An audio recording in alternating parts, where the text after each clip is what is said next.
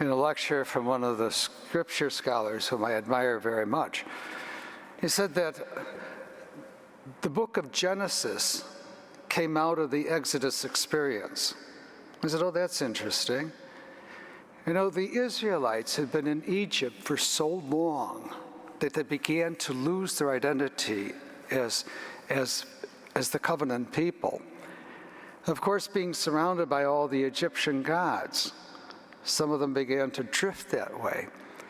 And all of a sudden they're in the desert and they start to ask Moses, you know, what are we doing here? Who brought us here? Which is not a bad question. And it's out of that the story of creation, the first beginnings of the world, Adam and Eve, and all the covenants that God made. And they began to realize, oh yes, that's what it's about. And of course, we pick up in Deuteronomy, where they're explaining, you know, God, I created the world. I gave you life. I made you who you are. And I think it's good for us to remind ourselves, who is this God we worship? Because sometimes I think we take our faith for granted, and we take God for granted. It's a normal human thing. We get so caught up with our business that we forget. And this time, maybe it's sometimes to sit back and say, who is this God whom I worship and adore?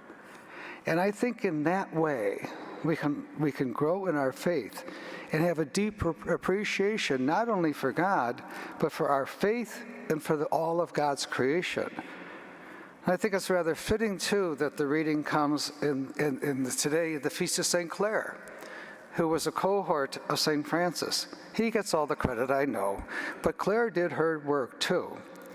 She founded the Poor Clares, which are a group of women who still take care of the poor to this very day. You know, they are enjoying the beauty of God's creation. They are bringing God, the presence of God, to people of all types, of all statuses. So let us remember our relationship with God. Let us give thanks to Clare and all those women who do such good work, knowing that by working in God's field, the world is a better place and things grow and bloom. And we say, thank you. Thank you for participating in this production of our virtual Mass. Your presence means so much. Every day, so many parishioners connect to OLPH through the digital ministry. The digital ministry is one of almost 80 ministries supported by the parish. That's why your support of the parish is crucial, so we can continue to have the resources to fund all of our ministries that touch the lives of many. Thank you for watching, continue to watch, and thanks again for your support.